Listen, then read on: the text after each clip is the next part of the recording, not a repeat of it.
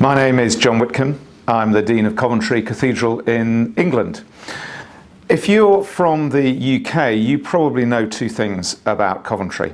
One of them is that it's ugly and it's full of concrete and unemployment. The other is that it was destroyed during the war. It's not a go-to destination for very many other people in the UK.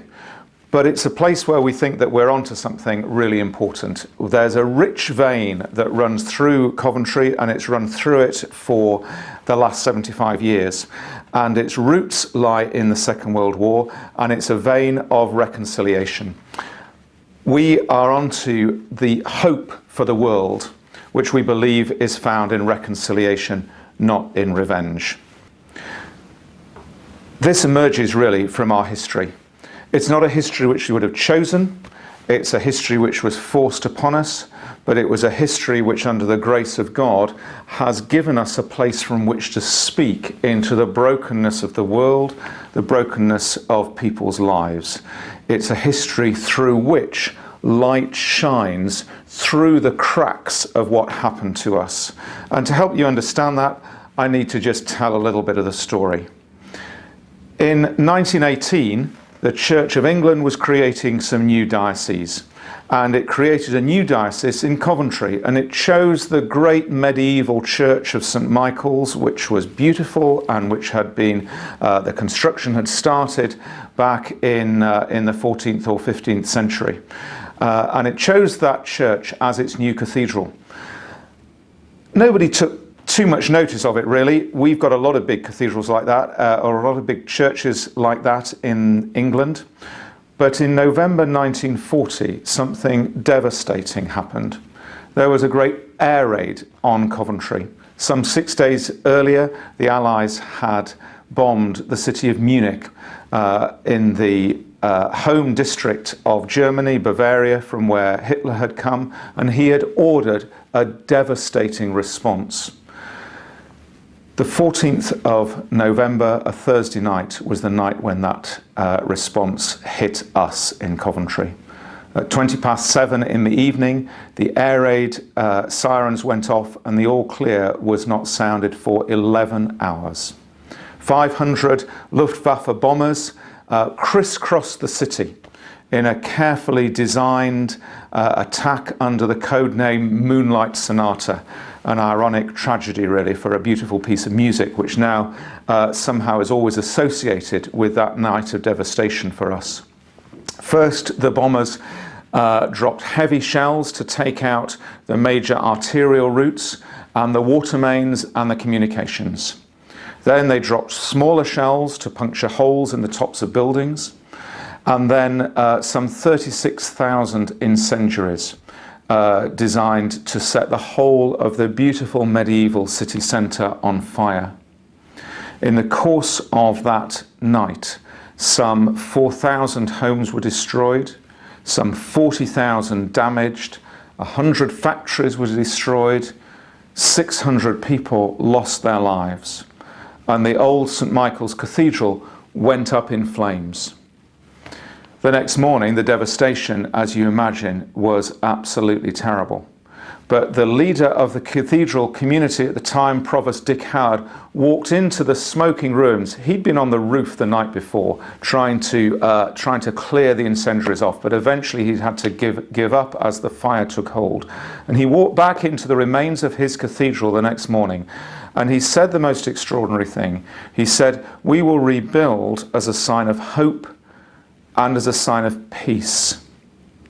Now, he could have reacted in a number of different ways, as we all can when destruction hits us. We can say, this must never happen to us again, and redouble our defences, strengthen our armaments, make sure that we are going to be stronger. Or we can say, this must never happen to anyone again. This must never happen in the world again. And he chose the latter. And he wrote on the cathedral wall in those days, some say in soot, the two words, "Father, forgive." And some people, of course, said, why on earth should we forgive those people that did this to us? And others said, why not say, "Father, forgive them"? And he said actually only Christ could say, Father, forgive them. We all are complicit in this destruction that visits the world. We all have our part to play in brokenness. And those two words, Father, forgive them, and the refusal to point the finger of blame really set the trajectory of the ministry of Coventry Cathedral from that day to this. Only 6 weeks later, he was invited to deliver the Christmas broadcast on the BBC from the ruins of the cathedral, and his words are unspeakably moving. He starts his address by saying, early on this Christmas morning, we celebrated communion in the small chapel under the remains of Coventry Cathedral. And I can tell you that the joy with which we celebrated this communion with the Christ child born anew in our hearts was not in any way changed by all that has happened to us. And our challenge to you, he said, was no matter how hard it may be, to banish all thoughts of revenge, to banish all thoughts of retaliation from our hearts this Christmas time, and to look beyond these days of conflict to a time when we can build a kinder, a gentler, more Christ-child-like kind of world. Reconciliation, not revenge, has been the story ever since. In the days immediately following the war, we built new friendships with those who had suffered similar devastation across the sea, visiting first Kiel and Hamburg, and then later Dresden and Berlin, places that have become key partners for us in an international ministry of reconciliation. And that's now come to be focused around a particular symbol, a symbol which I wear around my neck, as do all the clergy of the cathedral, the symbol of the cross of nails.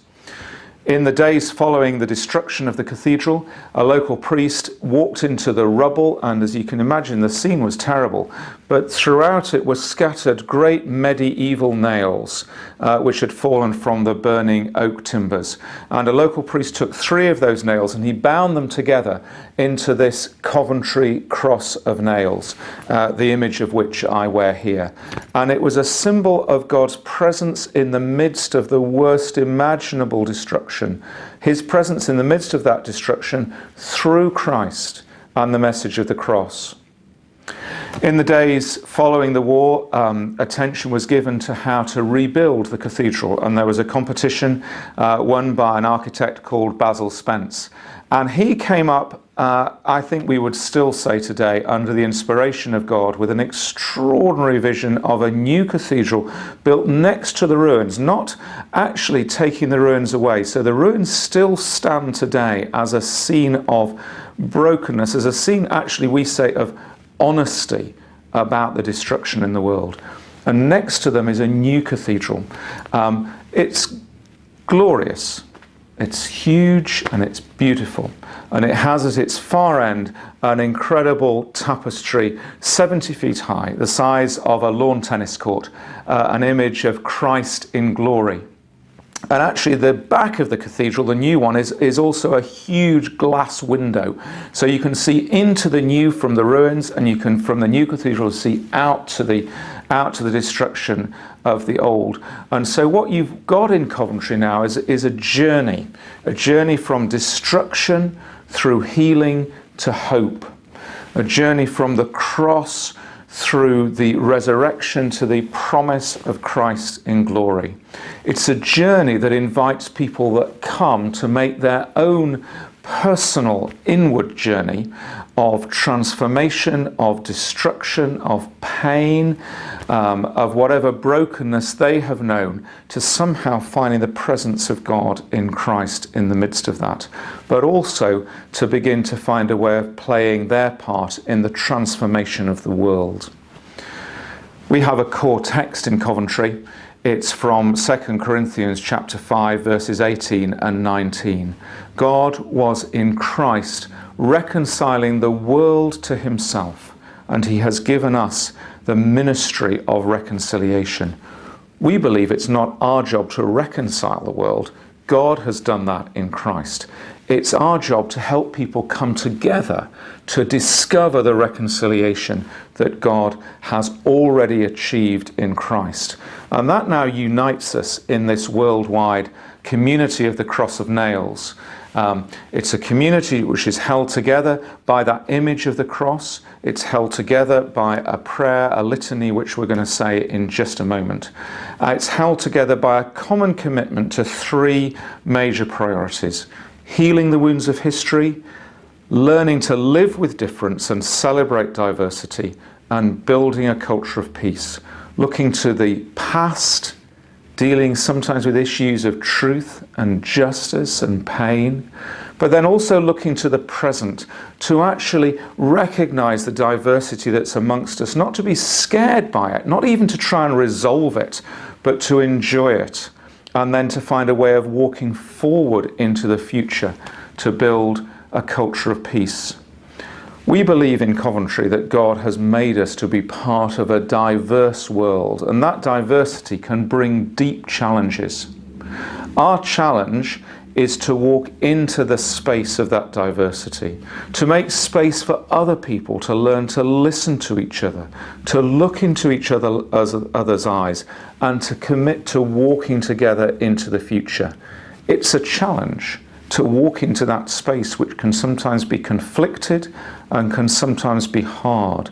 But it is the hope for the future of the world, and it's possible because of what God has done for us in Christ. We're really fortunate in Coventry. We have buildings which make that present, and as we walk through them, people are taken into the reality of them in their own lives. My invitation to you is to find your own place within that journey. It will sometimes be scary and to be challenging, to find yourself walking with people who you would rather not associate with, perhaps rather not be seen with. You may come from any part of the theological spectrum, any part of the social spectrum. Your history may be conflicted. You may be uncertain about your future. But God was in Christ, reconciling the world to himself, and he has given us the ministry of reconciliation. Every day in Coventry Cathedral at 12 o'clock, we pause to say the Litany of Reconciliation. On Fridays we do it out in the open air in the ruins. Come rain, come shine, and we follow it on those days with a Eucharist with special prayers for reconciliation. I'm going to read this litany now, and just to invite you to pause and to echo it in your own hearts. It starts and ends with words from the New Testament. All have sinned and fallen short of the glory of God.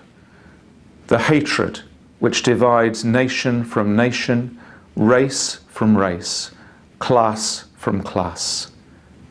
Father, forgive.